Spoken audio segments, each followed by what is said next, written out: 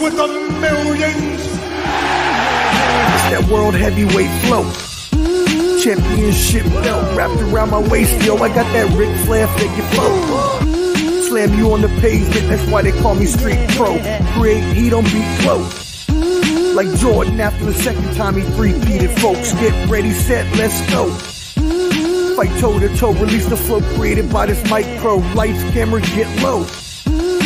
Action packed, back to back. In fact, this monster will grow. Y'all better let him know. Man with the master plan, and you have no need to know. Hard like winter cold. Bust these fools, anything less than killing whack rappers is a crime. I stay trying to get mine. Stacking value, packing venues, winning over time. Ain't no fine timeline. Open your eyes, you're looking for the best, and this is what you find. Game is only for the bold. You came prepared, now get ready for the show. Introducing from parts unknown, your UFC and combat sports insider, Clubber D, the Combat G, and the Sports Professor.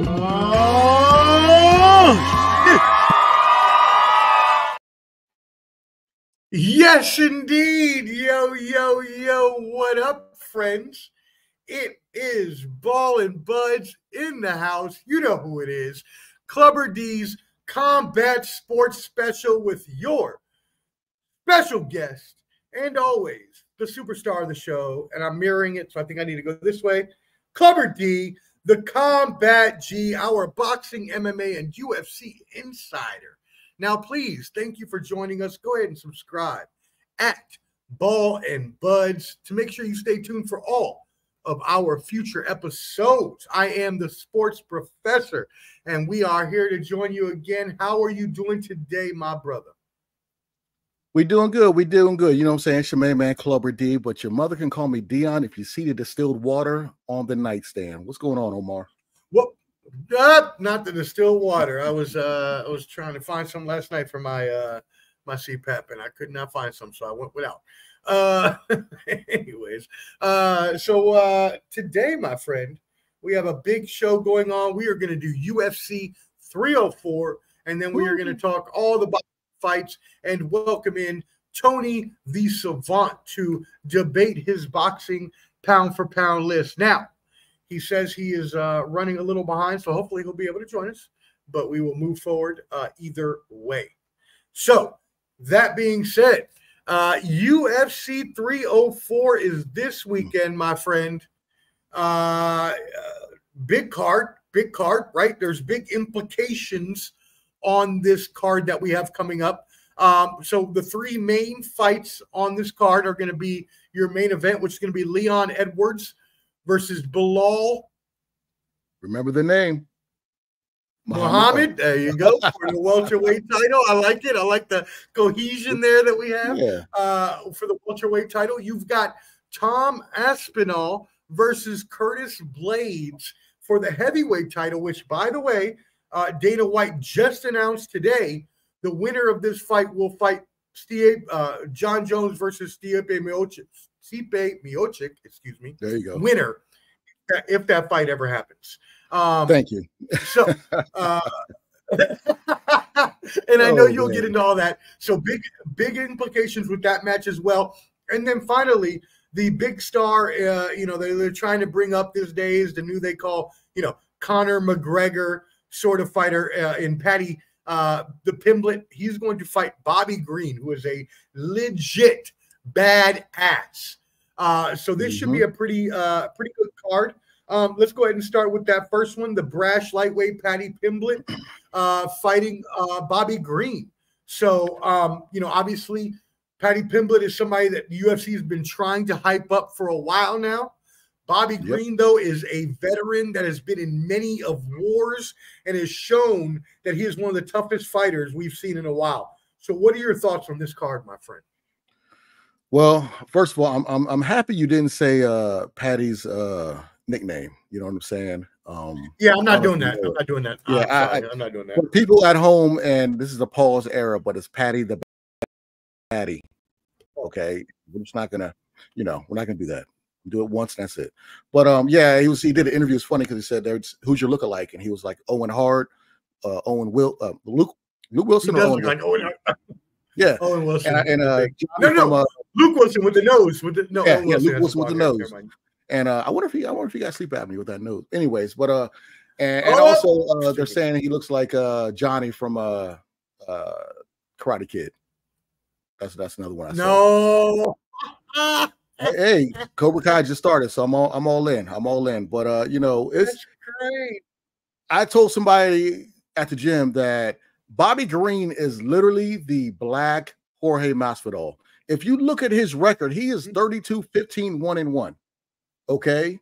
This is his 50th or 49th fight, something like that. My math is off. That's a lot of fights. This dude's been fighting.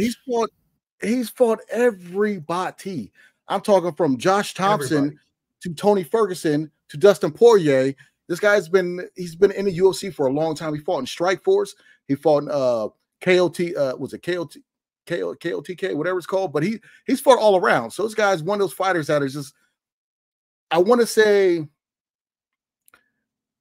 gatekeeper, but gatekeeper with an edge. That's what he is. He's a gatekeeper with an edge. There you go. I like that. You know what I'm saying? That's him. You know what I'm saying? He fought Islam on short notice and got taken out on quick notice. You know, so he's one of those fighters. Big game. He does have hands. I did call his last fight when he beat Jim Miller. I think that was a UFC 300. But you know, he's a game opponent. And Patty, you look at this card. This card is stacked with people from the UK. They're trying to build their brand in the UK, and those fans are rowdy out there. They're going to be in what's called the co-op. It's the first time they're in this place. Yeah, it's the first time they're in this Manchester. arena. Yeah. Now I've been to London, but I've never been to Manchester. And you know, for it to be the co-op, I want to know if the people from The Wire are they pissed off about this? Because you know that's kind of what Marlo and all them kind of put together with you know what I'm saying? If you watch The Wire, the co-op, I'm just just putting that out there.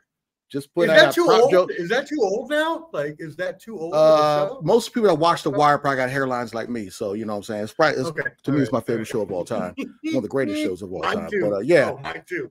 Co-op arena. You know, in Manchester, first time there. And the thing about that, which I think is kind of messed up that they're doing for the UK fans, is that this is going on American time. They're not changing it to middle of the day for them. So they're going to have to be up early, I believe. I don't know how fast, how much ahead they are than us, but wait a second. They're going to have to. But it's going on. Yeah. Hold on. It's going on regular time, isn't it? Hold on. Let me check. 10 p.m. for us. Eastern. So 10 p.m. Eastern here is 6 hours ahead of UK, so that's 4 a.m. There you go. Exactly. So unlike when I talked about 10 p.m. was English time. I didn't know that was our time. I thought it was going to be 2 o'clock our time. English as in English Americans. They got these UK fighters at 4 o'clock in the morning past their bedtime fighting. Oh, that's messed up. They got most of them training. Well, no, this is a heavy UK card, so you know they're training like they're training to fight in America. So you know it's one of those things. I feel bad, but it is what it is, and you know that just shows you how much America still has control or is the top dog in the UK when it comes to the UFC. Now, Abu Dhabi, when they fought over there, they're fighting their time.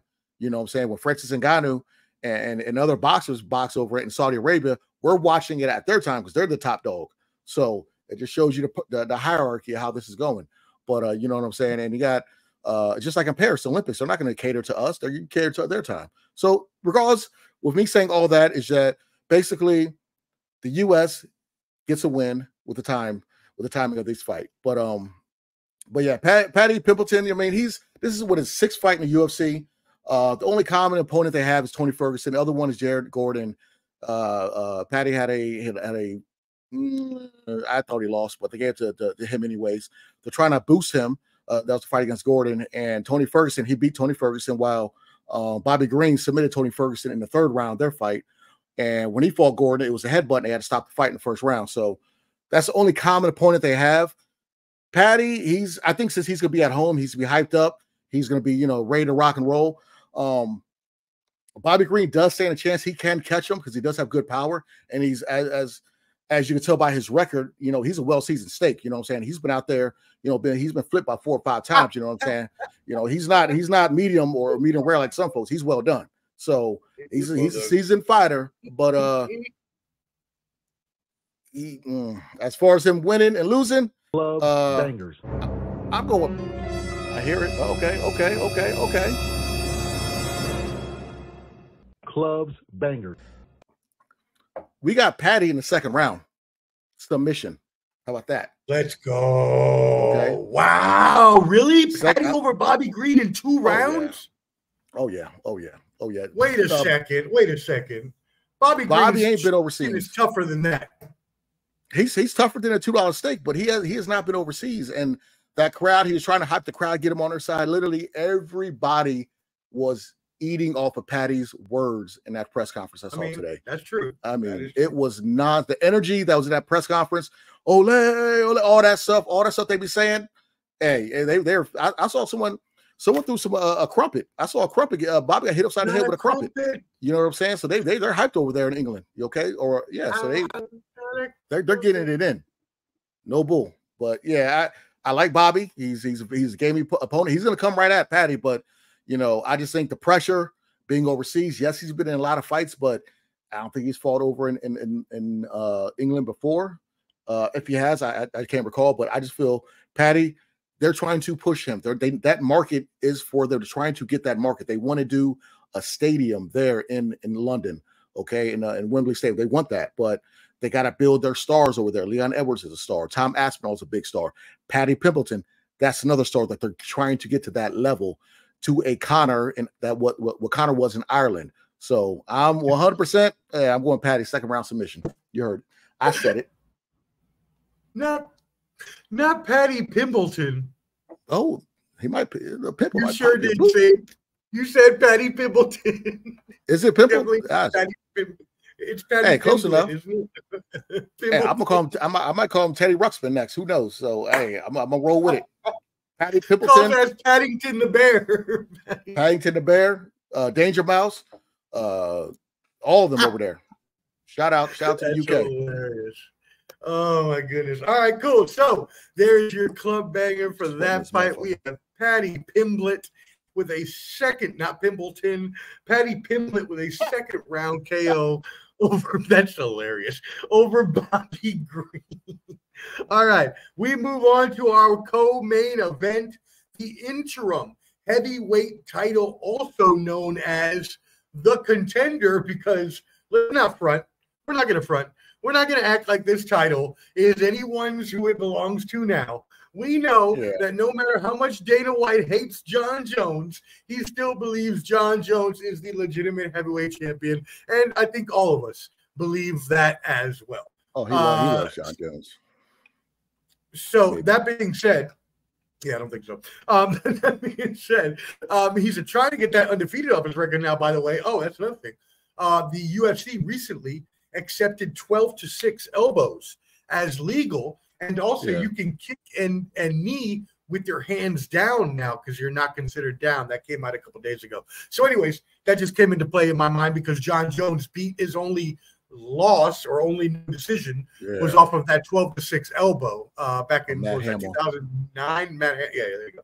So, all right. So talk to us, my friend. We've got Tom Aspinall versus Curtis Blaydes. The winner of this is going to face the winner of John Jones versus Stipe Miocic. If that fight ever happens, which I also want you to talk supposed to say, they're saying November. They're saying November time frame that the fight's supposed to happen. So, I hope so. We'll see. Jesus, we'll see. It's been like a year. I know. John Jones has the luxury of I know he got hurt, but this guy can get in trouble, be out for 2-3 years, get in trouble, come back, one fight, get in trouble again, be out whatever he wants. Yeah, he did. It's crazy, but whatever. I can't bet against him. I would never bet against him. So Aspinall is the favorite in this matchup, a big favorite too. Yeah. He's a favorite to win inside the distance at 300, but he's also above 500 to get the win in general, or negative 500 on the overdog. So, what are your thoughts on this fight, my friend? Does Blaydes stand a chance? People got to remember this is a rematch when they fought in England. I think it was about a year ago or year or some change ago. But Aspinall, he got his first UFC loss against Curtis Blaydes because he tore his ACL in that fight, in literally like 2 or 3 minutes in the first round. He went down, tore his knee. So this is like a rematch. So I don't know how much that is going to be in his head as far as moving forward with this fight. But, He's 8-1 in the UFC, and his only one loss is that unfortunate situation where he tore his ACL. And overall, he's 14-3. He has a great MMA record, 11 KOs, good on the ground, a very good stand-up fighter.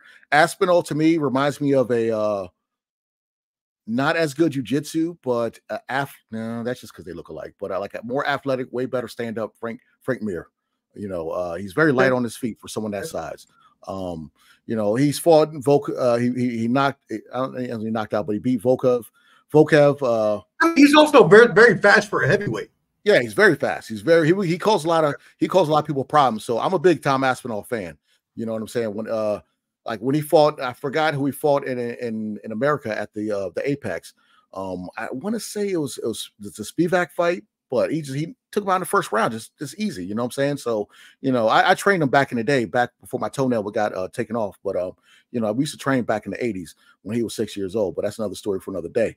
But you know, Curtis Blades, you know, this guy is probably one of the best wrestlers. Well, John Jones wrestler is at heavyweight now, but he's one of the better wrestlers at a heavyweight. You know, he's you know, Curtis has been around. He's 33 years old. He's fought a who's who. You know, he has a memorable elbows against Overeem when he busted him wide open and just blood just going everywhere. You know what I'm saying? So he's fought a who's who when it comes to heavyweight. His Francis Ngannou fights, his Derek Lewis uppercut that he took, but all his other fights. You know, Curtis Blades looks good, and him, not to be mean, and Darren Sproles, they're advocates for people with speech impediments. They both stutter. So, you know, he's very, you know, helping people with that affliction to, you didn't, the running back? The running back. Oh, okay, go. You're okay. That's bad stuttering problem. Okay. Bad stuttering problem. They help others who have that speech impediment, you know, to, you know, say, hey, don't let people make fun of you. You can, you know, you're still normal. So, but he's an advocate of that. And you know, I like him. He's a really good fighter. My only issue was when they did lookalikes, and I'm not gonna say exactly what I think he looks like, but he was like, oh yeah, people say I look like a Gerald Levert. Or no, Teddy Pendergrass. And he was like, yeah, they say I look like this guy. I was like, this guy, you don't know who that is? So for him saying that, like I had to roast you. Like, who raised you for you to say who is that? So to me, he looks like one of the people that rode a motorcycle in the Wiz. That's all I'm going to say. But when it comes to this fight, if it goes more, I think this fight will probably. I don't think it's not going to go 5 rounds. But I'm 100%. I'm going Tom Aspinall. He is going to feed off that crowd. He's going to be cautious the first 2 rounds because of his knee. He doesn't want no freak injury or accident to happen. So I'm going with Tom Aspinall, and it just will probably be a 4th rounder. You know, 4th round. You know, it's hard to pick the type of win they're going to do, but I'm going on a limb. I'm going to say knockout. Okay, watch what I say with Patty flip-flop, where Patty knocks him out and Tom Aspinall submits, but I'm going with Aspinall 4th round knockout. And so what would you say, though, and let me counteract this with a little bit of, just to play a little advocate here. Curtis Blades has very high-level power. Can he catch him? Debatable. Is that debatable? Okay. His stand-up, so Curtis Blades, his stand-up is not that, it's good, but it's not that good. It's not at Aspinall's level. So Blades is the way better wrestler than Tom Aspinall. If Aspinall can stuff the takedown and stop him, he can't stand up with him. There's no way he can stand up with him. So that's where I say that, you know, 4th round's kind of a stretch. It might be quicker than that, but if Aspinall can stop the takedown and force this to be a stand-up fight, he's going to beat him. Now, if, for a caveat, if Blades can't take him down and he can't stop the takedown, it's gonna be a ground and pound the whole way. Like Blades will just take him into deep water, just keep ground and pounding him, you know, and win that way. But I feel that Aspinall will stuff his takedowns and keep it standing up. And when it's on the feet, I don't think Blades could he can't compete with him. He can't. I don't see it. Okay. So 4th round TKO. 4th round TKO or KO.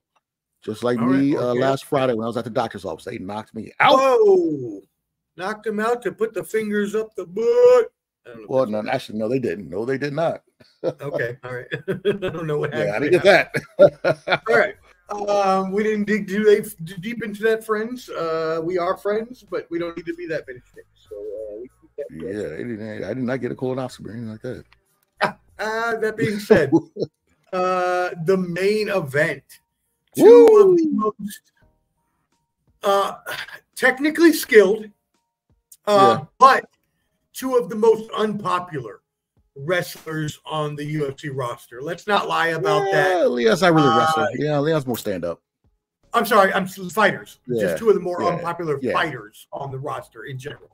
Leon Edwards has a 13-fight winning streak, 3-fight title defense, but still wasn't even considered for a title defense until his 10th fight in a row that he won. And the same thing happened with Muhammad. This is his 10th fight in a row before he got his title shot. So clearly Dana White has been not seeing their potential in terms of marketability, but a fighter that performs as well still deserves their shot at the championship. And so that's where Belal Muhammad comes in now. So that's right. Obviously this is for the welterweight championship. And Edwards is a great guy. We know he's a great grappler, right? We know that in this matchup, he is going to be the longer fighter, but also more sharper. Muhammad will have to pressure him. So what are your thoughts? And can Muhammad, Belal, I love to say, remember the name, Muhammad. That's right, Muhammad. How can he, or can he, beat Leon Edwards, or does Leon Edwards continue his 13-14 fight win streak? Well, they fought once before, and it was an eye poke that stopped the fight. Leon had poked Belal in the eye. Round? And second round. And the thing about that, the last time he fought in England, he fought it was the rematch for Usman. And when he fought Usman, this man had his finger in his gloves. He grabbed the fence multiple times. He kicked Usman in the nether regions multiple times. In the nether regions? So for some reason, he likes to cheat a lot. I'm not saying he's a cheater, but I'm a big Leon Edwards fan. But against wrestlers, he kind of, you know, and Herb Dean didn't do anything. Like, he just took 1 point, but it's like, bro, he doesn't grab the fence on takedowns and stick his finger in the glove so he can't do anything. He's on a crazy streak, you know, and the people, you look at the people he's fought, you know, Leon Edwards hasn't lost a fight since 2015, and that was to Kamaru Usman. And you know, he's beaten Usman twice, Kobe Covington, you know, Donald Cerrone, Nate Diaz. He's fought a who's who and beat them. The whole who's who. Right. Yeah, he's done what he has to do. It's just, you know, Dana White likes who he likes at 170 and other divisions. You know, Kobe Covington, he's a good old boy. You know, who he's representing for. But you know, Rico's got to win. But you look at Belal Muhammad. See, Belal should have had the title shot before Kobe, because Kobe didn't do anything to get that title shot. But the issue with Belal Muhammad, you know, we know the issue. We know the issue. We do. But one of the main issues, he's was he 23-1? The one no contest come to Leon Edwards, but you know, Edwards, he has 17 wins by decision. 17 wins by decision. So that means people want to see knockouts. They want to see knockouts. They want to see this. You know, it's kind of like in boxing, what we'll talk about later. You know, yes, there are boring fights when it comes to MMA because you're used to people just standing up and rock them, sock them. Correct. But there are some things of just ground and pound and controlling your fighter and forcing your will on them when it comes to the fighting. And some people don't like to see it. Some people do, you know, and it's not against you if you're a fighter that does that. Like John Jones does not knock a lot of people out. You know, John Jones. It's just not as popular, you know, though, with the crowd. Like, it's not like people. That's not what people see when we see like people Khabib, Islam. They didn't do that. Exactly. Yeah. So it's like when I was on Tony Savant's stream that one time to other folks, we were talking about the issue of boxing is that nowadays the casuals have a voice and they like to get on these platforms and do like we're doing and just talk trash. And but they don't really understand the sport, you know. And same with MMA, okay? You know, the object of MMA is to win. It's not to just, I'm standing in the middle of the cage and just swing like Max Holloway and Dustin Poirier, you know, or I'm sorry, Justin Gaethje. So you don't have to do that to win. So you can just take them down, you know, try to submit them or ground and pound them for 5 rounds. If they can't get up, that's on them. So, you know, people might label him as a boring fighter, but you know, Bilal Muhammad's a good fighter. He's a damn good fighter, and yeah, he's a good fighter. They had a interaction in an elevator where Muhammad was in the elevator with his boy, and then Leon Edwards' whole crew walked in the elevator, and Edwards' guy was like, "I smell, you know what?" And it ain't the S word, it's the V word. And Bilal Muhammad's like, "Well, that's because that just walked in the elevator, you know." So they were kind of chirping back and forth. Hey, I give him props. He was only 2 deep with like 5. Leon, his brother, his trainer, other dudes with him. So you know what I'm saying. And so he has all the confidence in the world. He does not look scared. He loves the moment that he's in right now. So with that being said, with Bilal Muhammad, you know, going against being the challenger, going to England, going to fight Leon Edwards for the main event of UFC 304 in the Co-op Live Arena. Clubs, bangers, club. I'm going with Leon Edwards. I'm going. I like Bilal Muhammad, but I'm going with Leon. Okay. Wow. I think Leon will take but there's a lot of people out there calling the upset, though.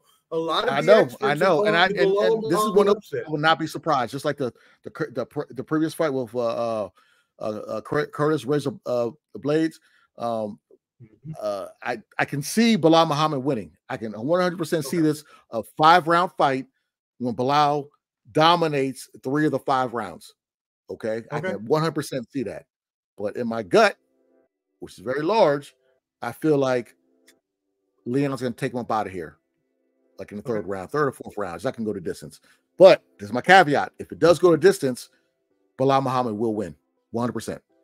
I'll say that. Okay, so we go. All right, y'all. You heard that first here with Clubber D. If the fight goes the distance, if you think it's going to go the distance, you definitely want to put your money on Bilal Muhammad. If you believe that Leon Edwards can get him up out of there within the 3rd or 4th round, as Clubber D has predicted, then make sure you go to DraftKings, FanDuel, ESPN Bet, or all the other ones that want to sponsor us here on this show. You can bet your money there. What's up? Yeah, come pay us because I'm done promoting y'all fools. Hook a brother up. Us. For real. All right, awesome.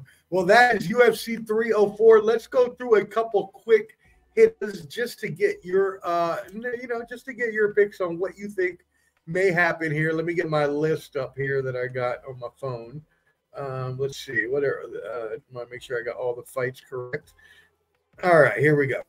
So, how about club banger for Arnold Allen versus Giga Chikadze, who's from Georgia. Gigi, yeah. Woo, that's actually a good fight. That might be low-key fight of the night.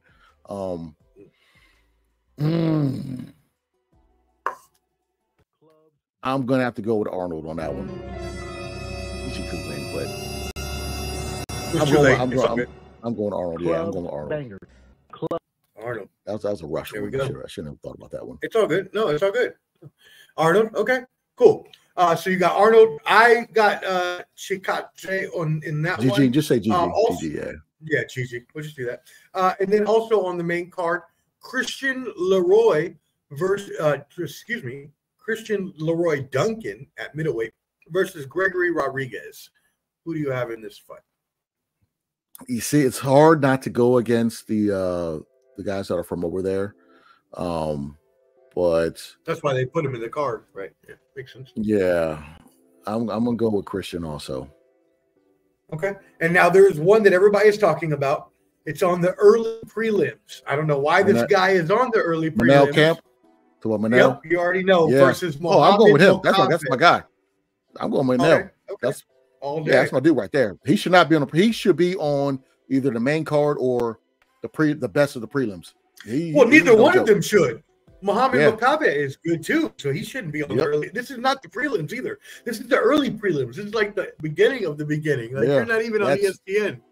Like he is the most one of the most feared guys at his weight class, and he was the one that stood up to Israil Madrimov when they were in that press conference when they were talking junk and against Sean Strickland, and he said something to Adesanya's teammate, and Adesanya told him, "Sit down, you little bit." He goes, "Who you talking to, you little bit?" Then I separate the two. So no, I like him. He has no fear, no fear. Word up. All right, well, awesome. That is our UFC coverage. 304 this weekend. Y'all make sure you go ahead and check it out again. Remember, it's 10 p.m. Eastern, 4 a.m. London time for all our London fans out there, all our UK fans. That being said, while you're here, make sure you smash that subscribe button at Ball and Buds. Make sure you subscribe to our YouTube and follow us on IG. And as well, Clubber D got a TikTok, Clubber.D on TikTok. Y'all better go follow because he's got them videos coming. I'll be dancing on there. I'll be dancing. I'll be doing the little videos of fake pranks, all that little stuff y'all be laughing at. That's fake as hell. I'll be doing that stuff. You know what I'm saying? So I might do an electric slide on there next, or a cha-cha slide. You never know. Hey. Shout out to my boy Chris Brown, who just did 20 years in the Coast Guard. We were just celebrating that this past weekend. So shout out to my boy Chris Brown. 20 years Coast Guard. Hats off and hairlines off to that man right there. My friend, thank you for your service. I love you. I know we haven't seen each other in a while, but I hope you're doing well. I saw the pictures. I'm glad everybody had fun. I wish I could be there. That being said, thank you, Chris, for your service and all of our service members. Let me move on now to boxing. It looks like Tony the Savant is running behind. Will we have another no-show? I don't know. I know he was calling out Canteen and on the chat for not showing up on Tuesday. Yeah, but what was going on the bottom line? The bottom line was like, "Hey, we'll be on at this time." No, y'all weren't. Well, you know, my man Canteen was stuck in traffic. We can't tell nobody. It's okay. It's all right. Right. But before that, someone who likes to lead the show decided to talk about everyone else not letting him know when they were not able to be on, even though I don't know 2 days beforehand. And then he talks about the same day. You know what? Let's just keep it moving. I love you, Flip. We keep it moving to boxing news, my friends. So just to recap the past couple weeks that happened, Teofimo Lopez beat Steve Claggett. We had Bam Bam Rodriguez for the victory over Estrada. Yes, sir. And now we had Shakur Stevenson with a lackluster. I watched it. I was not. It was okay. It was okay. Victory over shit. How am I supposed Arvidas, Arvidas, David Arvidas. Spinach artichoke. CJ from Good Sports TV calls it spinach artichoke. There you go. Well, he's the last guy that fought. Well, people are saying it was bad. It was not as bad as people would think. So is Edwin Dos Santos fight. The fight before that was terrible. All he did was run. He claimed he had an injury. Is what it is. This fight, he stayed for the first 6 rounds. It was good. He stayed in the pocket. He was doing what he was doing. I want to say the 6th or 7th round when they showed a slow motion replay, you see him punch, and his fist goes above dude's forehead. Okay. Since then, he's in the pocket. He's in the pocket. Pop shots, get out. Pop shots, get out. He doesn't want to let his hands go. Bud Crawford, Andre Ward told him at the end of the fight, you gotta let your hands go. Like he was getting, from that round, he was scared to get hit. I don't know what happened. When he took his gloves off, he said, "My hands." They was like, "Which one?" He said, "Both of them." I know boxers like Mayweather, they have bad hands. It's known they have bad hands. So I don't know if he broke his hand or they're just sore. But the fight, it wasn't as bad as the one before. It wasn't as bad. And a lot of people were just coming off of seeing Take knock somebody out. So for some reason, they think all boxing is just knockouts. It's not just knockouts. You can outpoint somebody. He's perfectly fine with doing that. Because as much as Top Rank sabotaged him in that fight, showing the crowd leaving, which they've never done with anybody else. They did the same thing with Devin Haney when Devin Haney fought George Kambosos down in Australia. They said they showed the numbers how many times Haney clinches during the fight, but they never showed how many times Kambosos was clinching when he was clinching more. So they were doing little things because that was his last fight on Top Rank ESPN. So people got to take that in consideration for you.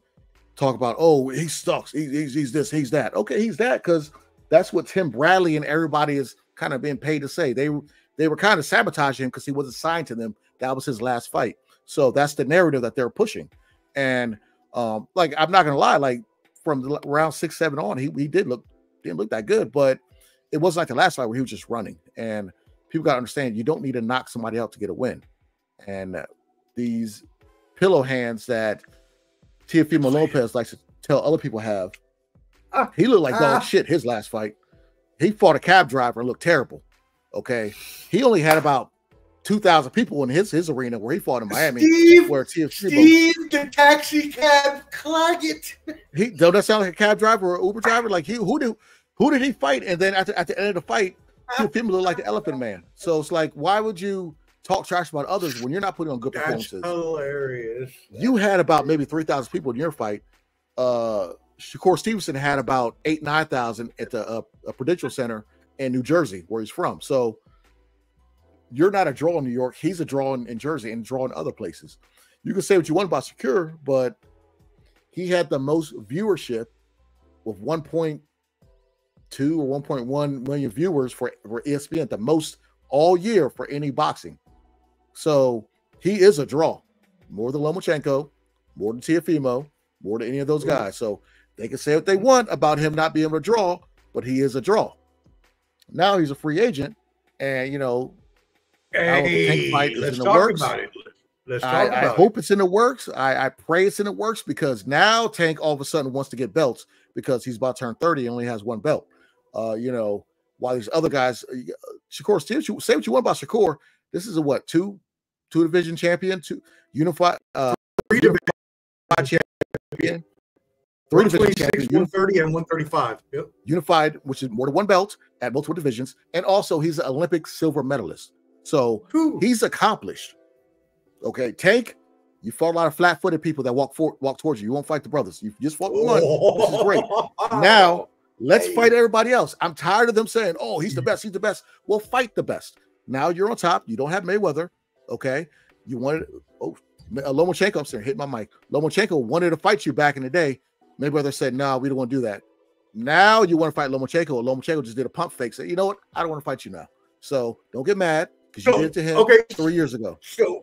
So check this. We have actually, before you keep going, we have a mailbag question from our boys, Daniel Barry's boys in Australia, asking about that. So the talks between Tank Davis and Lomachenko have broken off, and now there's talks Davis versus Stevenson. How likely do you see this fight? And as well, Lomachenko is still mentioning a 2025 fight against Tank Davis, so he's just pushing back the time. What do you think about this news? Lomo's just playing. He's playing games. He's just based because Lomo won in 2 fights years ago, and Mayweather, who threatened Tank after they got into a first riff or second riff, that you keep it up, I'm gonna put you in there with Lomo. Lomo was calling for that fight years ago, and they said no. So now you want to fight me again? Why should I be so rushed to fight to sign this? You know, so it's a duck doing a duck. You know, duck at first, and now he's ducking now. I don't think. Do you think he's ducking because he's scared, or do you think he's been wanting to fight? But why should you want to fight on your terms when I want to fight you on my terms? Right. Lomo's the more when it's all said and done right now. Lomo's going to the Hall of Fame books as one of the best boxers. Oh yeah, you know. Oh yeah, he's multiple Olympic gold medalist, X, Y, and Z. Tank's not. Tank's not going in no record books, except Baltimore and Maryland. You know, I'm not knocking Tank, but you look at the accolades. I mean, the crazy part is you're right though. He's 30. Yeah, he's 30. You know, 28 KOs. But you're right. He's fought basically nobody. Yeah, I mean, and he's about to be 30 years old. Shakur, Haney, even the racist cheater, they're all in their mid-20s. You know what I'm saying? So Tank's 30 now doing this stuff. So it is what it is. And well, I mean, I ain't gonna mention the race. He'd even, I mean, he don't do nothing. So no, he don't deserve a mention. No, like Ben Rodriguez, another young person. You know what I'm saying? Like he's another young 29, person. not 30 yet, but yeah. And Ben Yeah, Rodriguez. no, he'd be 30 like what, like September, October, something like that. Yeah. No, being technical. So it's, you know, someone called him a 30-year prospect who was talking about it. I was like, ooh, that's kind of true. 30-year prospect. But Mayweather marketed him great. He made good money, and hats off to him. He's, you know, and my criticism on Tank is because I want Tank to fight the best. It's not, I'm not hating on him outside the ring. Yes, I don't like what he did outside the ring, but in the ring, I like watching him, but I want him to see the best. You see this person on his shirt? That person fought the best. He wanted to fight the best. It wasn't about, oh, I got a Rolls Royce. So that's the boxing that I like. A lot of these common folks are just saying, oh, he makes money. It's not your money. Get out of his pockets. I'm here to see him fight the best. All right? So calm down, people. That's what boxing is. It's about fighting the best.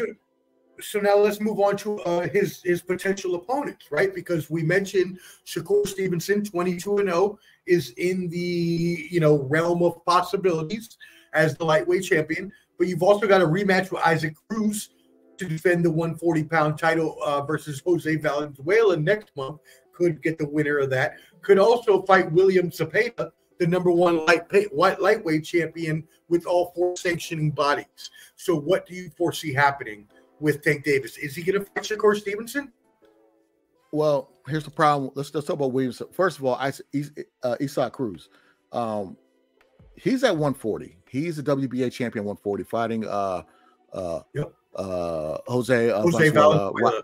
Raylo. He's fighting him on a Crawford undercard. Why would you move up to 140? You haven't cleaned out your division at 135. Right. So what's the point? That's a good point. That's why would you do that? If you're about belts. 2, Zepeda. Now, Shakur Stevenson, like I mentioned, he's a free agent. He was gonna he met with Golden Boy, and then he met with Matchroom to see who to sign with. Golden Boy, he didn't sign with Oscar, so he was talking to Matchroom. He didn't sign with them, but Oscar comes out and goes, the WBC has ordered William Zepeda to go against Shakur Stevenson because he has a WBC belt. What does Oscar De La Hoya do? That's Oscar De La Hoya's fighter. He goes, whoa, WBC, why do you order this? You never ordered David Benavidez against Canelo in 3 years. You know, so now you're having your guy duck his mandatory title fight. So this is the state of boxing right now. This is a promoter mad that someone didn't sign with them, so they're not going to have their #1 fighter fight their mandatory person they're supposed to fight, who's a champion. Make that make sense. This is boxing. What? Make that make sense. I mean, this is the corruption of boxing. I can't stand it. And the crazy part is that now they're trying to make, and this is a mailbag question as well, which comes from Luchador from Mexico, and they're talking about why won't Alvarez face Benavidez, and the problem is that today it came out that Alvarez is going to fight Berlanga now. So now, and then you had the possible Alvarez and Crawford in October. So you're right. This is all a freaking mess. It's just all jumbled and discombobulated. What can you make of this? So the Berlanga fight, which they've been trying to do for a while, Berlanga is nothing. I mean, he's not ready for Alvarez. He's looked average against average fighters. Okay, he had a good start at top rank. They're feeding him tomato cans, and then he went to the distance with a tomato can. Me and my brother and Francis saw that down in Orlando at a cigar shop. I was like, what the hell? You know, and so I don't understand this because he's the WBA regular champion now. David Morrell was that champion for 4 years and should have had that Canelo fight for 4 years. Never got it. So now he's moved up to light heavyweight to fight on the Crawford undercard, just like how Benavidez moved up to light heavyweight because WBC wouldn't order that fight on the last card on the Tank undercard. So that's the corruption in boxing. So now you have Berlanga, who hasn't fought nobody, going to get a shot at Canelo. It makes no sense. Make that make sense. I can't hear nobody defend it. If you're a Canelo fan, you defend this. You're obviously just drinking the Kool-Aid, okay? And that's fine, but just be honest with yourself. And as far as Crawford, like for me, I heard, and it makes me mad because I know Like, yeah, you got to feed a great fighter, good up-and-coming prospects. And Berlanga is a good up-and-coming prospect. He knocked out, like, I think it was like he had a first-round knockout, like his first 12 or 14 fights in a row. Then he was knocked out. humbled. And then he got humbled. And so you got to realize when there's a discrepancy, when there is a levels to this game, as they say, and it's like, okay, why do we keep feeding this man these people? Can we please, for the love of everything that is holy, get this man in the ring with Benavidez or someone that will put up a challenge? Because honestly, I'm kind of souring on Canelo's legacy. He's got this huge legacy of being one of the greatest fighters ever, which he is. But if you don't fight nobody, I'm gonna start losing respect. I don't even know if he's one of the greatest fighters ever, because if you look at things, who in these big high level fights, who has he dominated? Nobody. I mean, I can't disagree with that. When he's fought a top level person at his level, not no small person moving up, but a head to head person his level that has a big name, he has not dominated anybody. That's true. I knew Canelo had a complexion for the protection when he won a judge over against Mayweather. Mayweather beat him every damn round, and it was a split decision.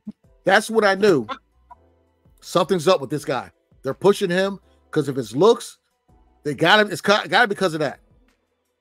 It has to. I can't even disagree. I can't even disagree. I can't even disagree. Okay, because some of the scorecards that Canelo has been on, and he's won. The Mayweather one was the biggest one. Like, what? Him? He didn't win maybe one round against Mayweather. And it was a split decision. Get out of here. If you fight Canelo, you got to knock him out. When he fought Bivol, it was a split decision. And Bivol whooped his tail all the way through. So when you fight Canelo, it has to be dominant, and you got to like knock him out or something, because it's the fix is already in. He, like I said, even though he's from Mexico, he has the way he looks, complexion for the protection. You know what I'm saying? It is what it is. I heard that on still from my man CJ Goodfellas Sports TV. You know, he pointed that out, and he was like, hey, if Canelo looked like I'm not gonna say it. I'm not gonna get canceled. Let's just say, you know, if he was Marquez, he wouldn't get that. If Canelo looked like Bernard Hopkins. No. If he looked like Marquez, or if he looked like Eric Morales, he wouldn't get that protection. He wouldn't get it. You're right. So what are the teams? I need a percentage chance right now. What is the percentage chance that we ever, in our adult life, the time that we are alive, do we ever see Canelo versus Benavidez? I think we'll see probably. So Canelo likes to fight on Cinco de Mayo, which is the day after my birthday, and he likes to fight Mexican Independence Day, which is 18th or like 18th, 16th, somewhere 18th, 16th, 17th September. It's in the teens. Yeah. He likes to fight in those days. So I doubt it. September 14th. 14th. Okay, I know it's around there. Berlanga. Yep, that's where you fight Berlanga. So for me, if I don't want Crawford to fight him, because I just don't. It's just the size; it's too small.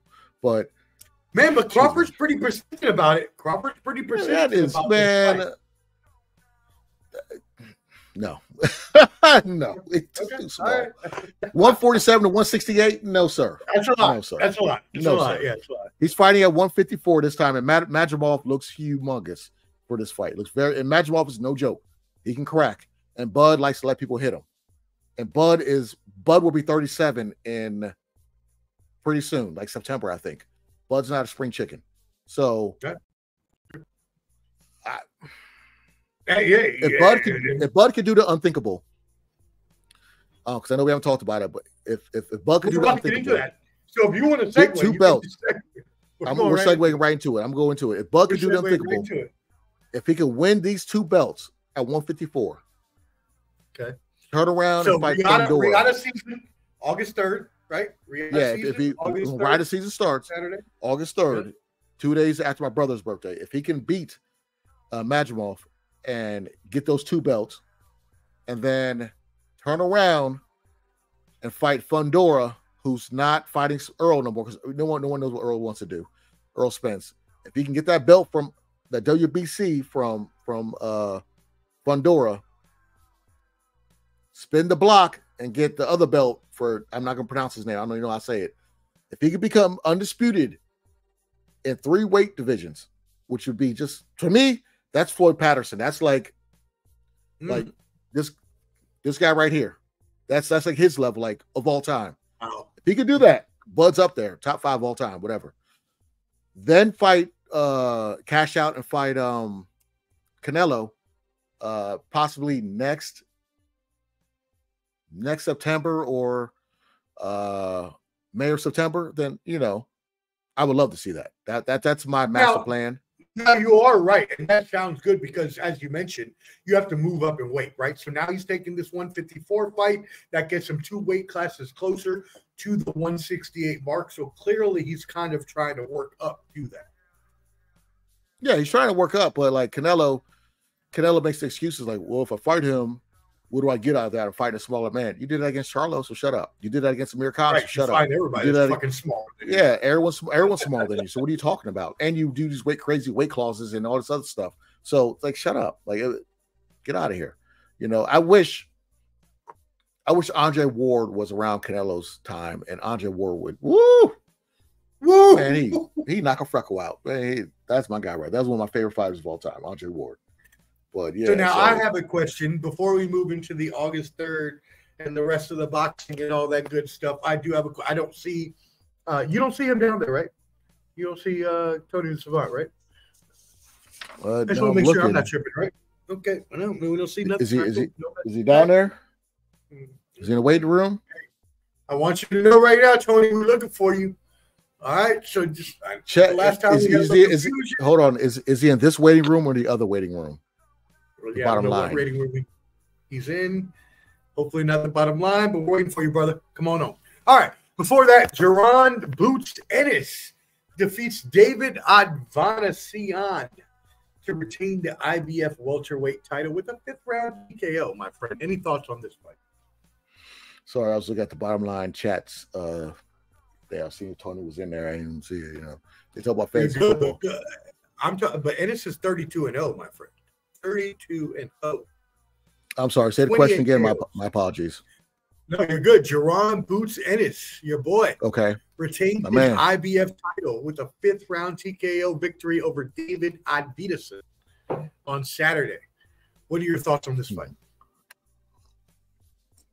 Well, Boots look pretty good. It's weird about the Boots craze. A lot of people are wait, I thought that was your boy. I thought you love Boots. No, I love Boots. I do. But people are finicky about him because I want to say people were hyping him up when he was on Showtime, whatever. And then he had one fight where he went 12 rounds. And they're like, oh, I don't know about him. And then he fights Cody Crowley and Vieira, I think his dude's name is. You know, then it's like they're back on the Boots hype train. My only issue with Boots is stop calling out Crawford. I get it. You want to fight him. He doesn't need to fight you. He's already, like, at his age, he doesn't eat. There's no point in him fighting you right now. I would say just get all the belts. You got your first belt, the IBF. And Boots just said this. I'm focused on becoming undisputed at 147, which is amazing. Just do that. Get all the belts at 147. Become the king of 147. So if Teofimo Lopez keeps talking trash, whoop his tail when he moves up from 140. So the thing about the Boots hype train that everyone's jumping back on is that, you know, I always thought he's like more of like a technical Roy Jones Jr. The guy has power both hands. He can switch. He's very flashy. You know, he can get the crowd. He sold out the I forgot the name of the arena in Philly, but they all came out for Boots, which was amazing.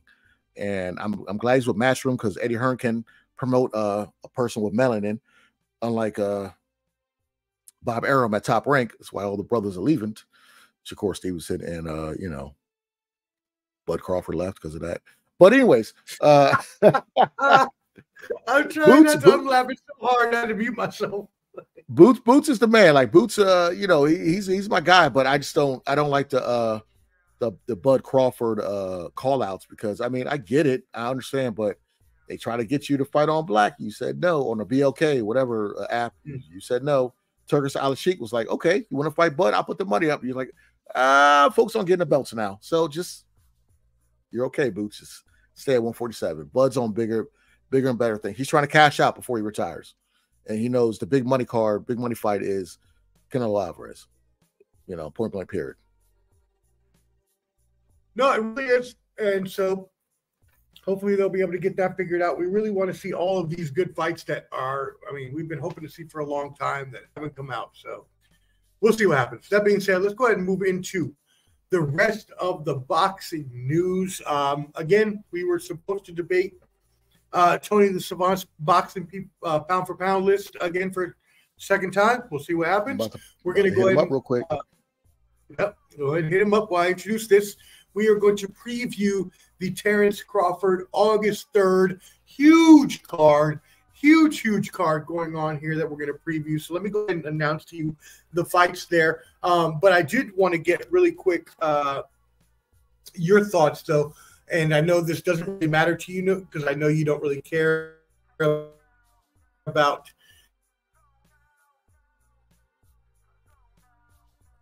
Uh-oh, we lose you? Oh, did we lose you? Omar, we lose you. Did you mute yourself? Oh, I think Omar muted himself. Yeah, I think he muted himself. He's talking. I can't hear him. Did you mute yourself? Oh, 1 second. But yeah, so hey, if you guys are tapped in right now, I appreciate you guys for listening to that. There you're now you're back. Now you're back. You're back. I can hear you. Can you hear me? Okay, cool. All right. Yeah, we're filling stuff. Okay. Yeah, I can hear you. All right, cool.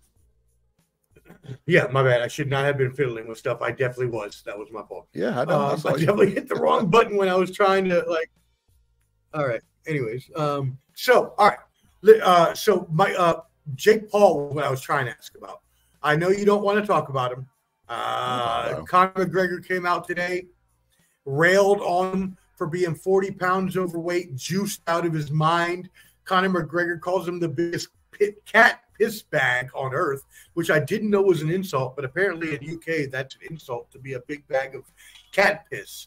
So what do you think about Jake Paul fighting Mike Perry, beating him in the 6th round, possibly fighting a geriatric Mike Tyson, and Conor McGregor calling him out for that? Well, for Mike Perry fight, for the stuff I saw from that, you know, one, I didn't want to watch it because the fight was at 200. Mike Perry doesn't even fight remotely near 200. And right, I think there was like 40-pound weight difference or something. It was crazy. Well, Jake Paul got to 200, but who knows how much I don't know if he ballooned up for 240, but he's a bigger guy than Mike Perry, you know what I'm saying? And Mike Perry is, allegedly, you know, it's there's no drug test, and a lot of these commissions don't do that stuff. But and that's what Conor called him out too.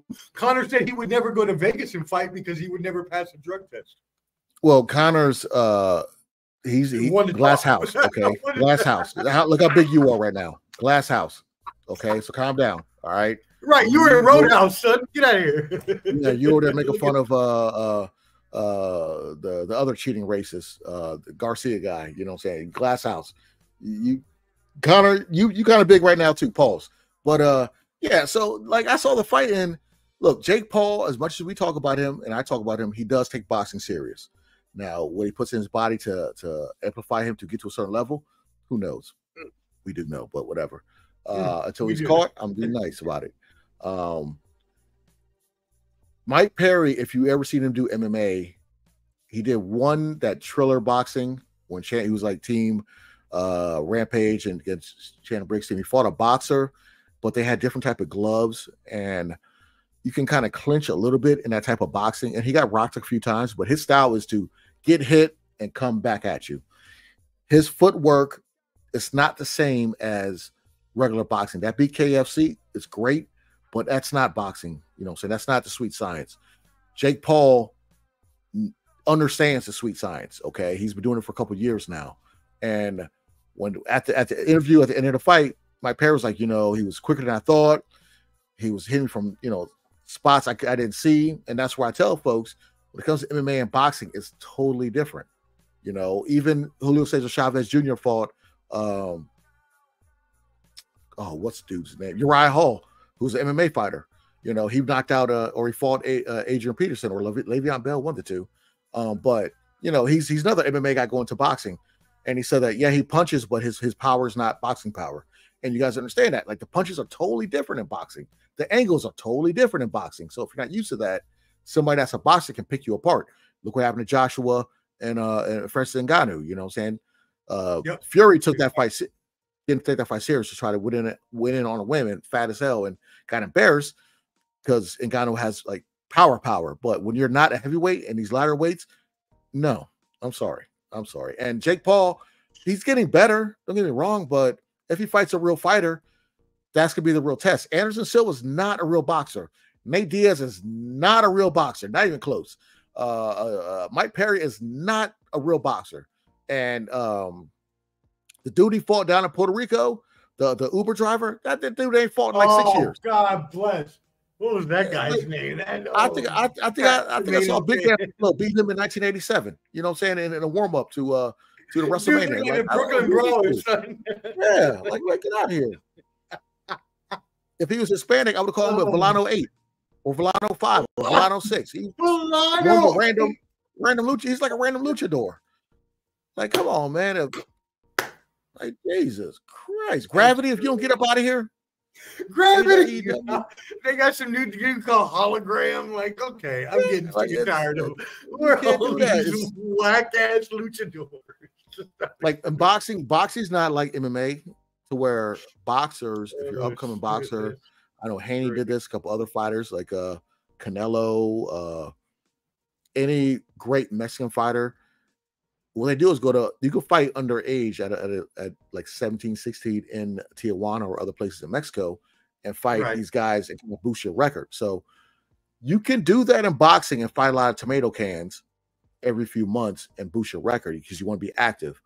MMA, you can do that for so long, and then you got to fight some killers. So you get exposed that way when it comes to MMA. And when it comes to boxing, it's Mike Perry. Yeah, I like him as a BKFC, like bare knuckle fighting. That's all him. Would put them gloves on? No.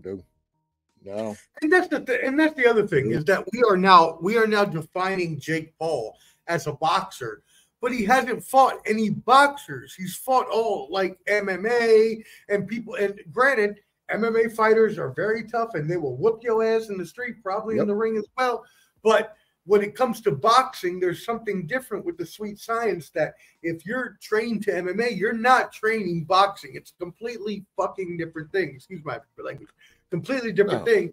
And so, I mean, it's just like he's taking advantage of the situation. And it's like he's being very disingenuous by the people he's fighting. And he's trying to put himself on as some mega boxer who wants to win the world championship and be the champion of the world. But there's no way you can get there if you don't fight anybody. Well, the problem is that these sanctioning bodies like the WBC, Jake Paul lives in Puerto Rico. He might be cool with a Suleiman down there. You might go visit him, okay? Him and I might take a visit tonight, maybe. Yeah. So they basically are saying he wants to fight for a cruiserweight belt. You know what I'm saying? And I'm like, what? Julio Cesar Chavez Jr. is like, I wouldn't mind fighting Jake Paul next.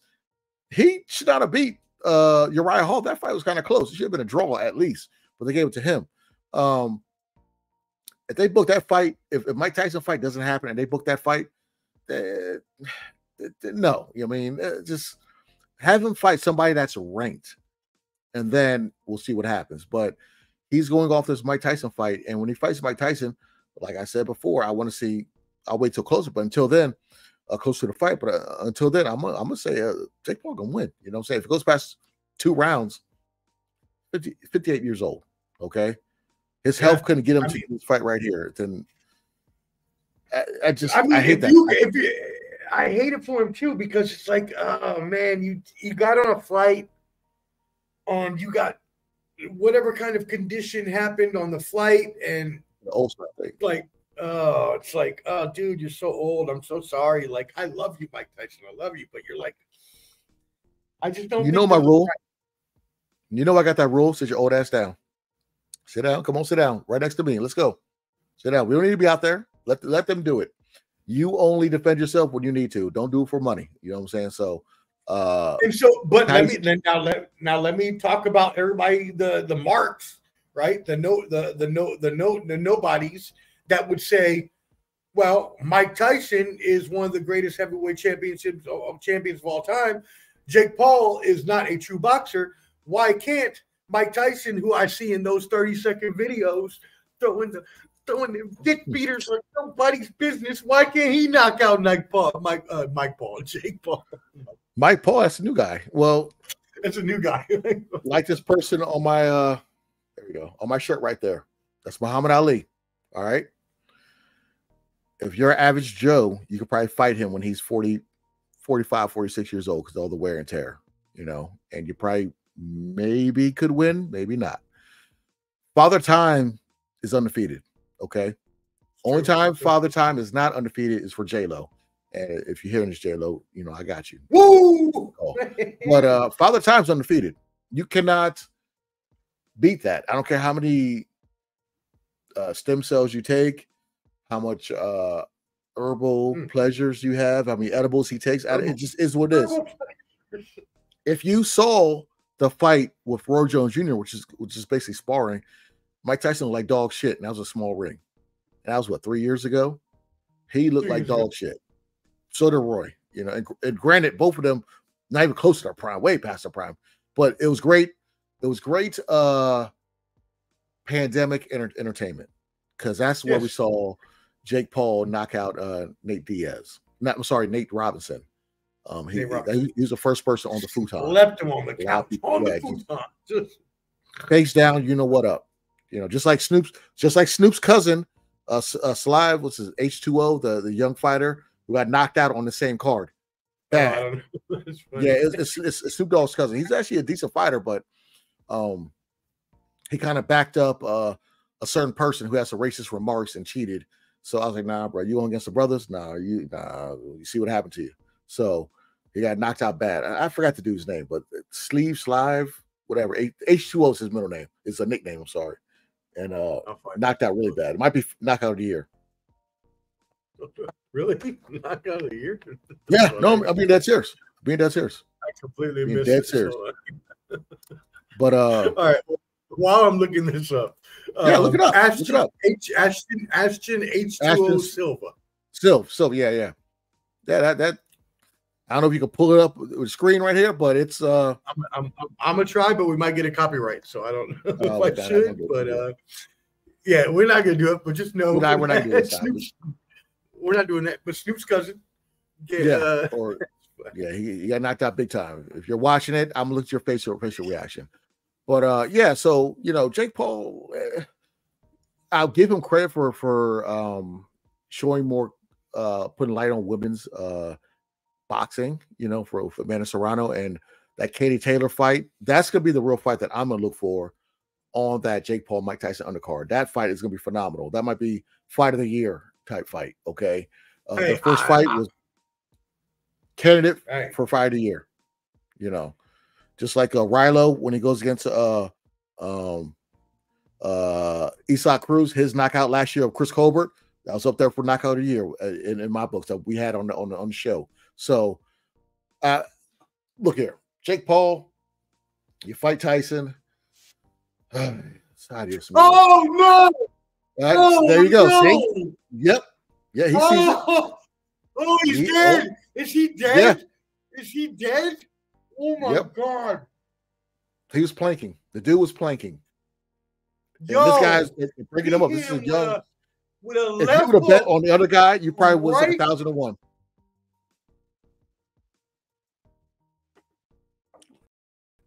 Yep. Exactly. Oh my God. D.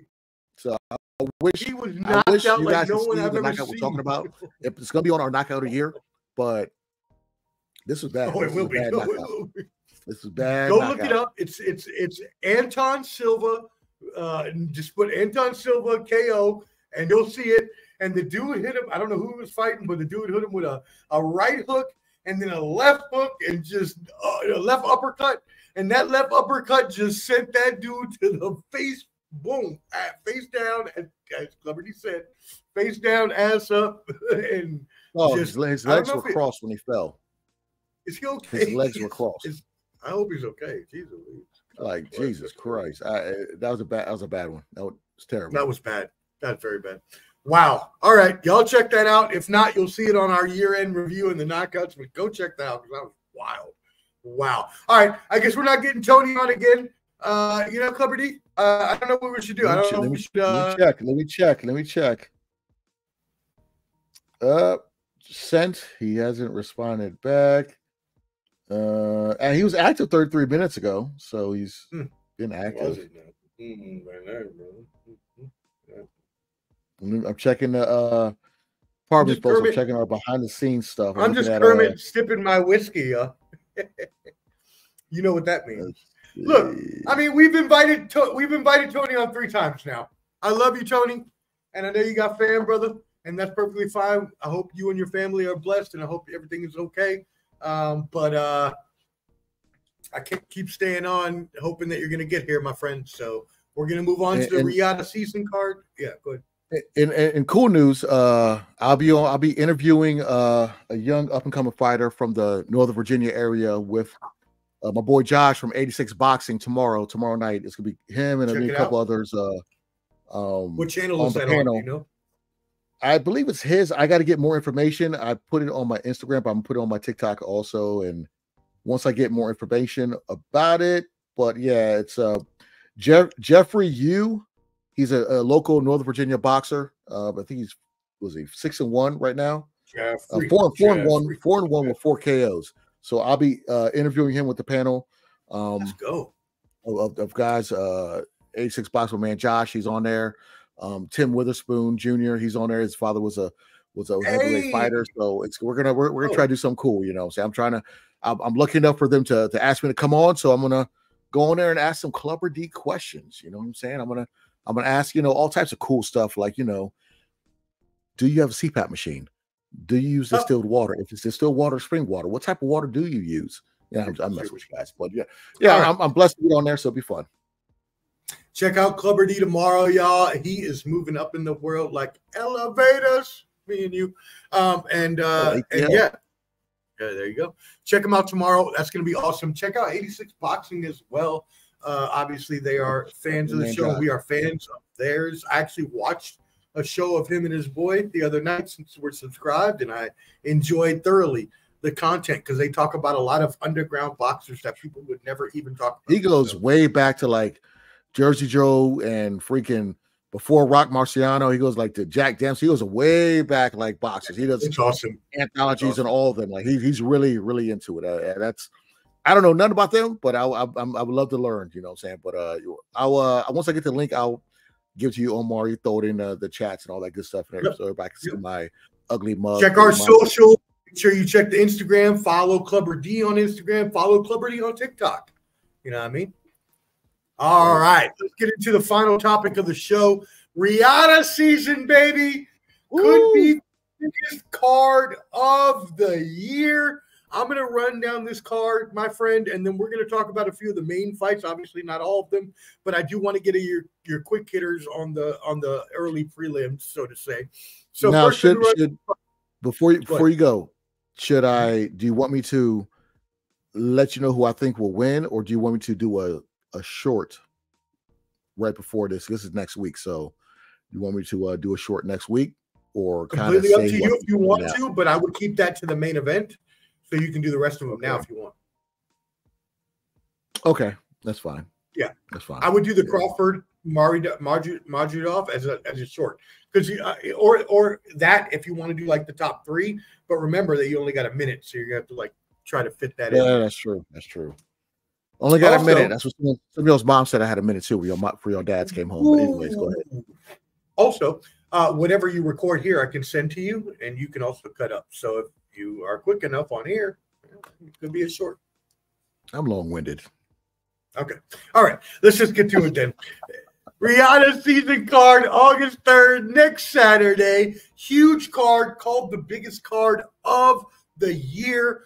The main event is Terence Bud That, you know what, from Nebraska. You know what? You know what? Versus Madrimov, excuse me. In the co-main event, you called him Isaac. I always thought it was Isaac, but now I'm reading Isaac. it. It is. Isaac. It's two A's. Isaac. Yes, yeah. Isaac. Oh, interesting. Isaac Cruz Cruz versus Jose Valenzuela. We also have Tim Zhu versus Virgil Ortiz. No, that got canceled. That got canceled months ago. Oh, I apologize. My apologies. Yeah, they haven't updated the card where it should be, but Virgil Ortiz fights next week against somebody else. Tim Zhu. Well, I apologize, y'all. Go ahead. No, the card online is kind of it's dicey. It's dicey. So is Tim Zhu still fighting on this card or no? No, he's hurt. He's still hurt from the Fondor fight. That big cut he got in his head. So the co-main will be Andy Ruiz versus Jarrell Big Baby Miller. Yeah, the cheater. Yep. Whoa. Okay, we'll get into that. And then you got David Morrell versus Radvijos Kalajozic, and then you got moving Andy up to Cruz. He's moving up to 205, or not 205, but he's moving up to light heavyweight because Canelo won't fight him. Oh, so we'll touch on that as well. And then finally, Andy Cruz versus Antonio Moran. That is the main card. So let's go ahead and start at the bottom. Do you have any thoughts on Cruz versus Moran? This should be a showcase of Andy Cruz. Should be a showcase of Andy Cruz. He's a Cuban brother. He's a gold medalist, Olympic gold medalist, 28 years old. Ooh, gold medalist. Okay. He's 28 years old, highly decorated boxer out of Cuba. Training in Philly. I forgot the camp he's training with, but training with the brothers in Philly. This is his fourth fight, and he's basically showcasing himself. And Teofimo Lopez was talking to Keyshawn Davis. And Keyshawn was basically like, Keyshawn back to racist cheater. So though he's from Virginia, he on my shit list right now. But Keyshawn was basically like insinuated he wanted to fight Teofimo. Teofimo was like, nah, you gotta fight Andy Cruz. You gotta work your way up, bro. So Andy Cruz is an up-and-comer. When he learns English a little more, when he's more fluent at English and gets better, he's gonna be a problem. When they can market him a lot better, that's why they're putting him on this card and on the main card, because they want to showcase his skills. That's how you build a fighter. When you have a stacked card like this, you have to show the world who's going to be the next big thing, and you put them on the main card. The UFC does it all the time. They'll have you in the prelims, you watch that for free, and then that fighter gets big enough, then he goes to the main card. So what they're doing is, Andy Cruz has fought on DAZN a couple times. He's fourth professional fight. Now they're showcasing his skills on pay-per-view. And this guy, he's legit. I'll tell you right now, Andy Cruz is legit. All right. With these Cuban fighters, they get hated on worse than people that look like me, fighters. Okay. Cuban fighters, they get screwed a lot, but he is going to take a lot to screw this guy. Pause. But yeah, Andy Cruz is on his way. And he's at 135. Sooner or later, if Tank doesn't move up, you'll be seeing him. Shakur Stevenson, sooner or later, you'll be seeing him. Keyshawn Davis, sooner or later, you'll be seeing him. Lomachenko, Barachek, whoever else is from Ukraine, you'll be seeing him. So Andy Cruz is on the rise. Andy Cruz, we'll say round one. Knockout. All right. There's your I honestly have heard of Andy Cruz, but I have not seen any of his fights yet. So I am excited to see this. And just to back you up on what you said earlier, Tim Zhu has been forced to withdraw from his August 3rd fight against Virgil Ortiz on the advice of a doctor following the gruesome cut he suffered in the upset loss to Sebastian Fondura. So that's the update there. Card could have been so much better, and they had Jared Anderson also on this card. Jared Anderson is fighting on this card as well. He's he's a young heavyweight. I think he's from Ohio. Wait a second. What damn card do I have? What is happening? Yeah, you probably have the old one. So Jared Anderson, you see him on Top Rank a lot on ESPN. He's the one who said that boxing was not really going to be a big thing for him, but He's undefeated heavyweight, right up and comer. If Deontay Wilder would have won his fight against Zhang, he would have fought Jared Anderson on this card. And when that happened, I told everybody, too good to be true, not going to happen. So, of course, Wilder got hit, turned around like, who hit me? You know what I'm saying? Got knocked out by Zhang. And so, so it did just get added. So Anderson is fighting Bakole. Yeah, I don't care who it is. Anderson's going to win that. It's going to be I don't care who it is.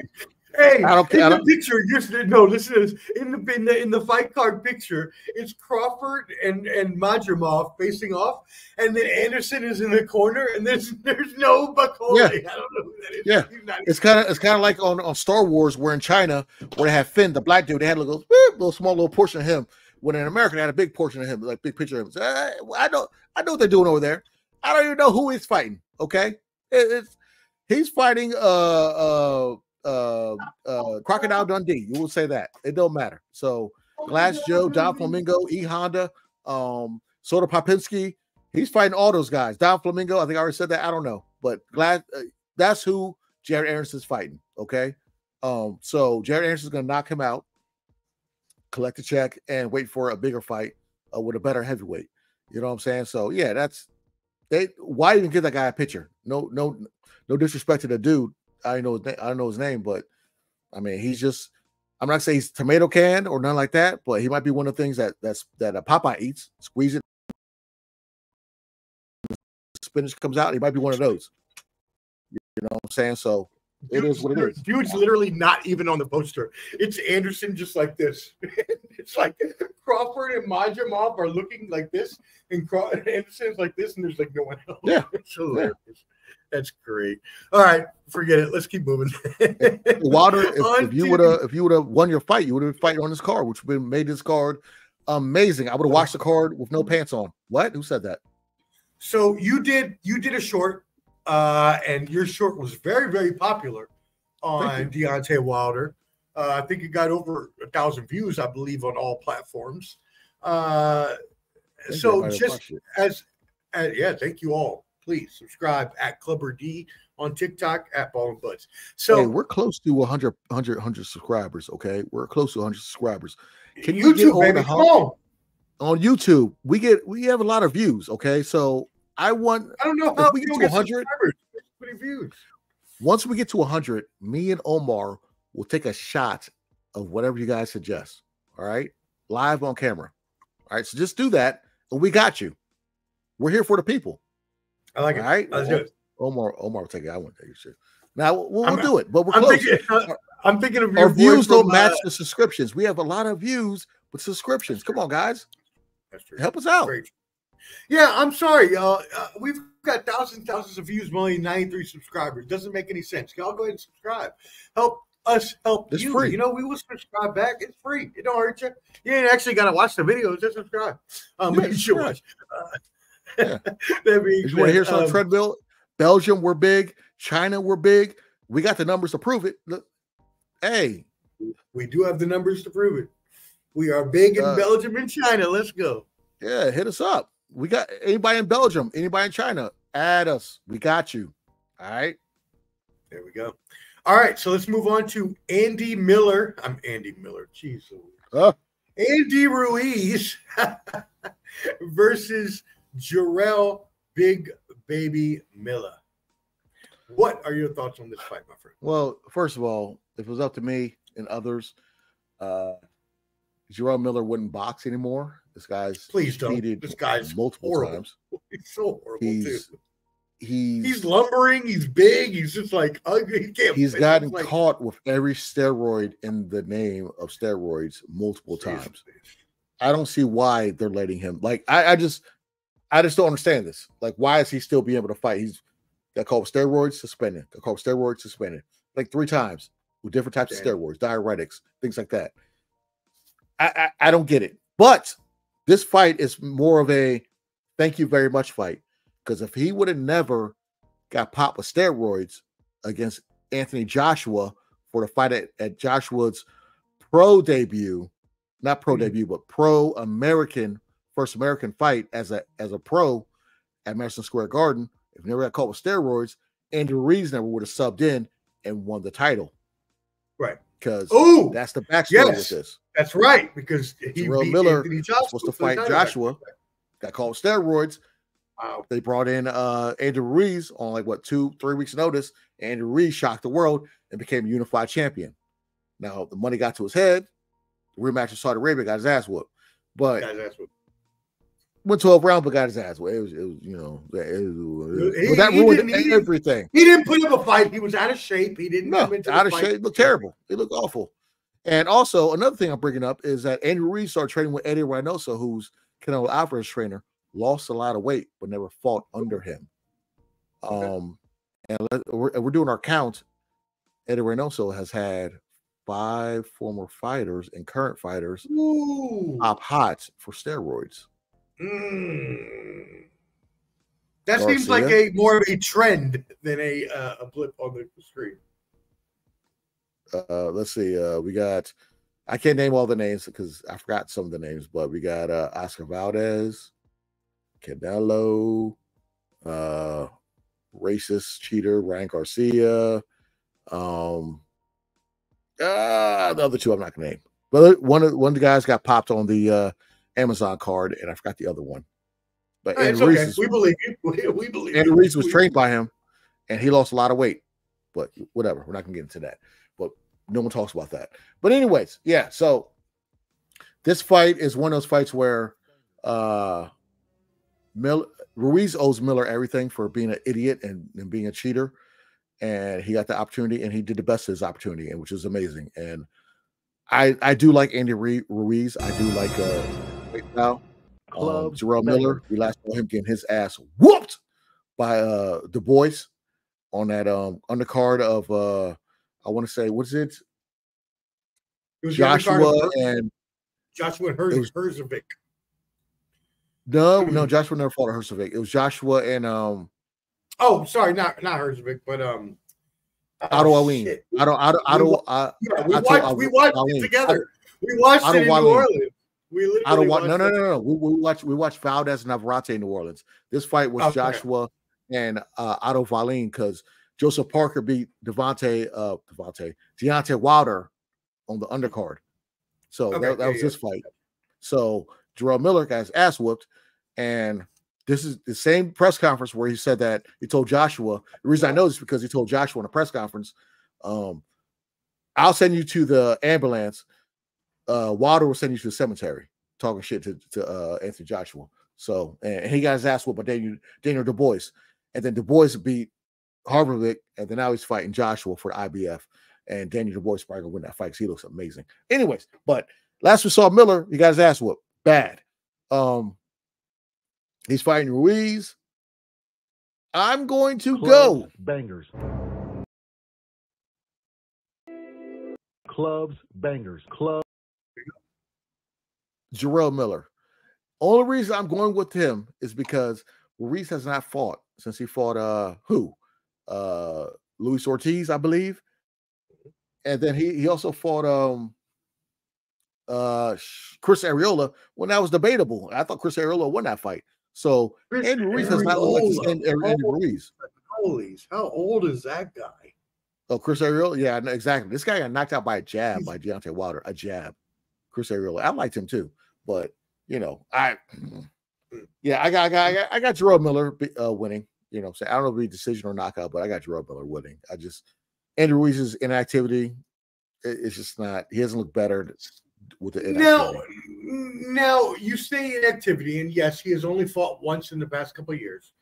But I mean, it's not like Jarrell Miller is a great fighter, and Andy Ruiz has proved that if he's on his game, and that's a big if, as you stated, if he's on his game, though, he can obviously beat the best of the best. He can, but it's just the thing is, he almost got taken out by Ortiz, and the Arreola fight was questionable, and that's a fight he should have just dominated. I think Jarrell Miller, with his size, he might overwhelm Andrew Ruiz. And again, that's the fight with Du Bois. He didn't look that good, but I think he'll get together, at least for this fight, because it's in America. This is the first time Turkish Al-Sheikh, This is his first time bringing his brand to America. So with him being able to train within the constraints of the US of A, I think he might show a lot better. I think he'll do a lot better. Well, at this point, I personally don't believe that either of them have a chance to win a heavyweight title anytime soon, even with the victory in this match. Is that correct? Not at all. Not at all. Okay.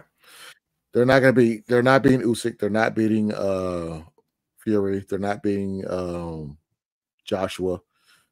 They're not beating Du Bois. They're not beating Clubber D. So it's not going to happen to where it's not happening. You know what I'm saying?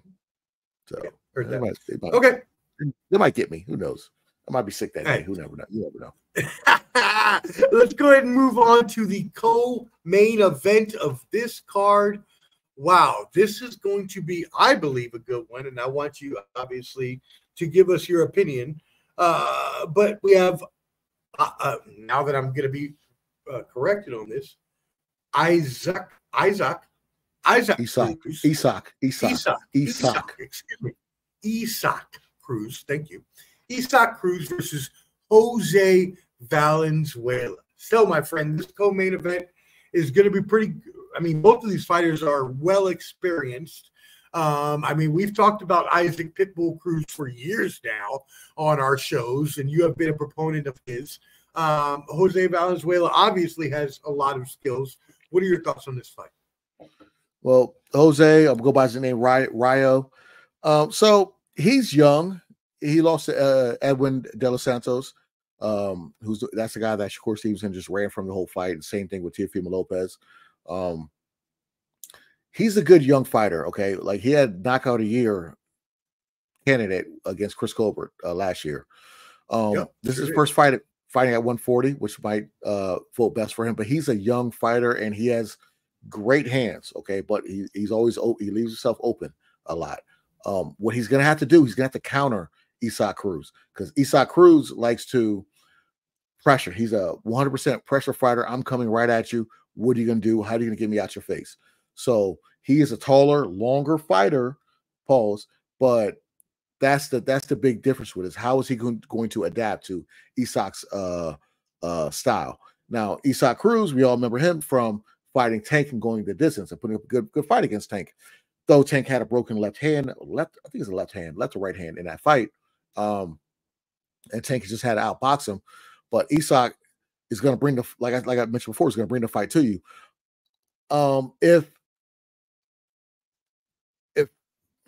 If Rayo, if he can counter and control the ring by using his footwork and kind of predict what Isaac's going to do, he can take him up out of here. Isaac might be taking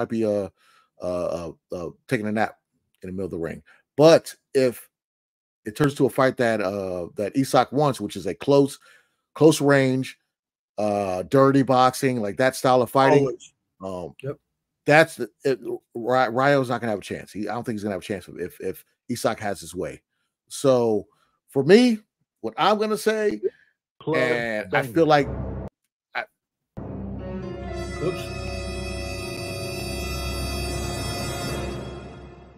Clubs banger. This is a long one. I know. I feel like, yeah, we had a shorter one. I think that Tank's coach jinxed Isaac Cruz by saying, "Oh, we don't want Shakur. We'll go to Isaac Cruz." I think you jinxed him. So I'm going Rayo. I'm going Jose Venezuela. Okay, I'm going with him. What? I'm going with the new champion. His first fight at 140. He's going to do it. I think he's going to do it. Oh my God. I'm going with him, and it's going to be a knockout. I'm going to say 8th or 9th round. That's usually when he figures people out. 8th or 9th round, like everybody else. Damn, Daniel. Going with it. Daniel. Damn, yeah, Daniel. Damn, Daniel. Back at it again with the white van. Now with the white van, son, back at it again with the white van. Dang right. I'm going with it.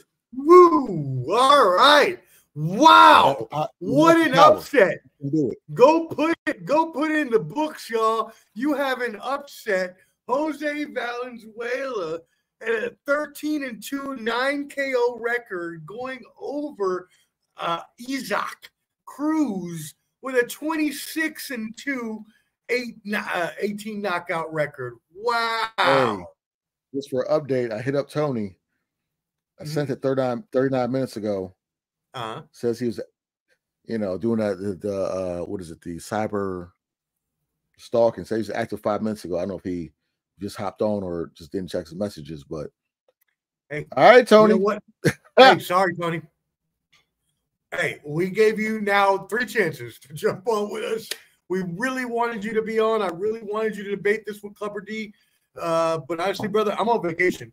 I can't be spending too much more time on this stream as I need to go hit the casino and find some ladies. So, Tony, you are out of luck, my friend. Sorry for ya. That being said, let's move on to the main event so we can get out of here. Bud Crawford versus Israil the Dream Madrimov coming next week. Crawford is 40-0.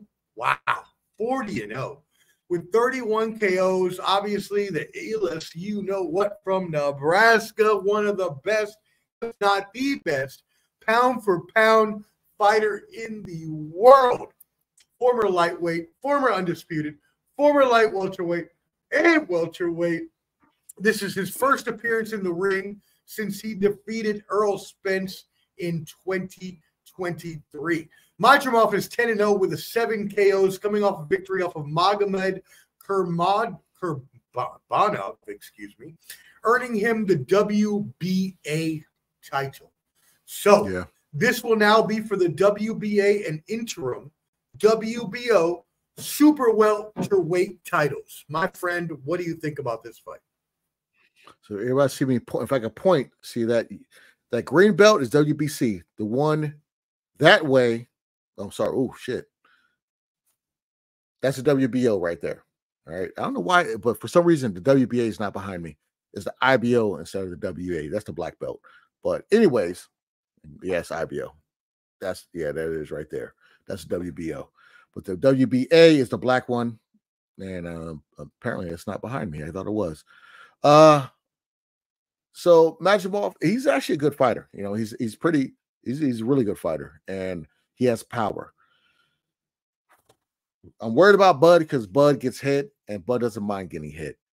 This is not the person to let hit you, and because you're moving up in weight. You're being comfortable at 147. Now you're finally going to 154.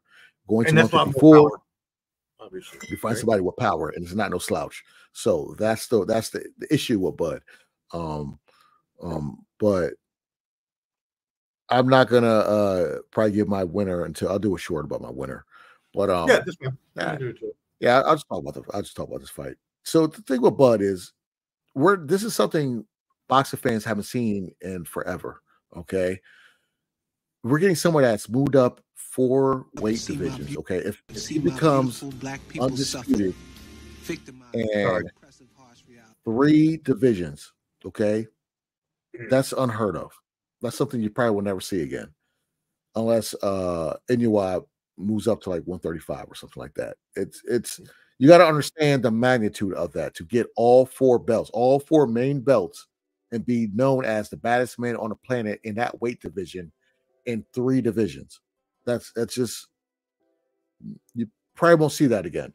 So this is history that Bud is chasing. Okay. I'm all for it. Bud has been one of my favorite fighters since he pressed Errol Spence back in the day 5 years ago about let's do this. And Errol Spence said, "Oh, you're on the other side of the street. I'm going to take the easy route and fight Danny Garcia." You know what I'm saying? So ever since then, watching Bud progress as a fighter, I've always been behind Bud, and it's not going to stop right now. 100% Bud Crawford. Not going to stop. I don't even need to put the club banger on. It's not even going to do that. Not going to stop. I'm behind. I'm a big fan. Bud Crawford, you got this. Now, in the later months or years, if he fights Canelo, I need to see how he looks today. Okay, I want to see how he puts the weight on. Is it going to be in his lower body, upper body? How is he going to carry that weight? Because he's moving up in weight class. That's going to play a factor if he can move up to fight Canelo, potentially at 168. This is only 154. This man has been at 147 for quite some time. So it's a big difference. You guys got to understand this stuff. There's weight classes for a reason. So I need to see if Bud's dominant or if he's eking out a win with this fight. But 100% going with Bud, straight up. I didn't expect anything less or different from you. Crawford is going to take this fight. Like you said, Madrimov is a good fighter, but Crawford is one of the best, if not the best fighter in the world right now. Oh yeah. So I think more people are worried about, like you mentioned, what's going to happen after. Is he going to fight Canelo? Is he going to fight, whoever, all these different options that are available for him. But as you said, we need to see how he looks first, moving up in weight to 154.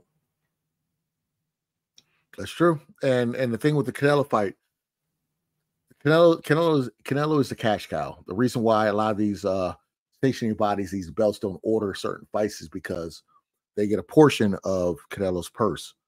And if everybody's going to buy Canelo's fights, regardless of who he fights, why would they want to put him against somebody tough, like a David Benavidez, like a David Morrell? I have him lose and lose all your money. You lose your cash cow. Exactly.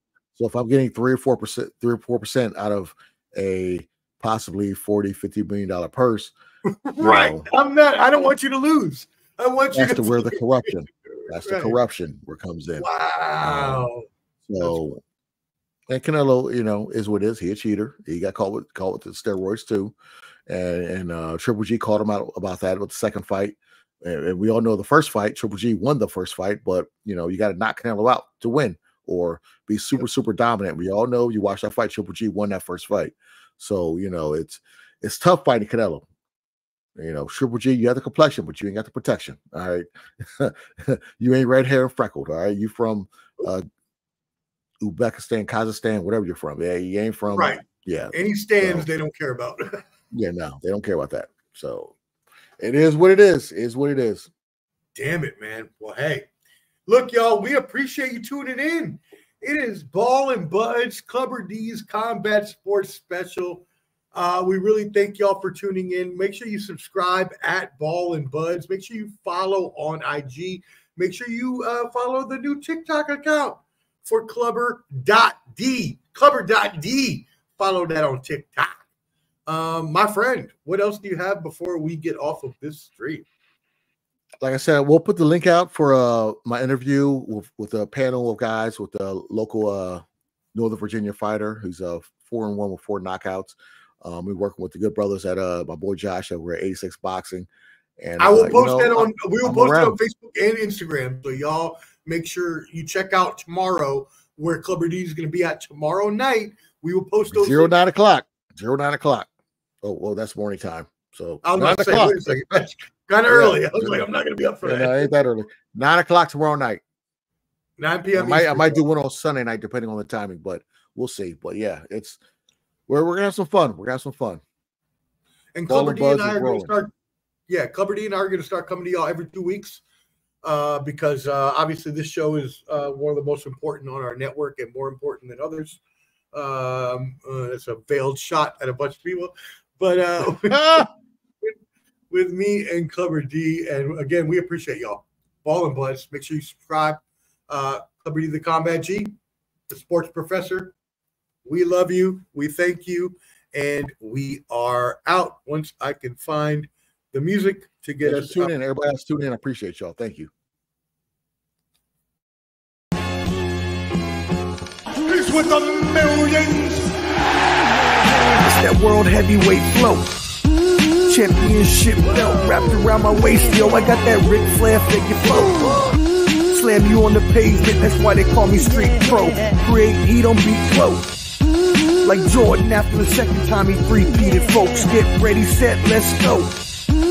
Fight toe-to-toe, release the flow created by this micro. Lights, camera, get low. Action back to back. In fact, this monster will go. Y'all better let him know. Man with the master plan, and you have no need to know. Hard like winter cold. Bust these fools. Anything less than killing whack rappers is a crime. I stay trying to get mine. Stacking value, packing venues, winning overtime. Ain't no fine timeline. Open your eyes, you're looking for the best, and this is what you find. Game is only for the bold. You came prepared, now get ready for the show. Introducing from parts unknown, your UFC and combat sports insider, Clever D, the Combat G, and the sports professor.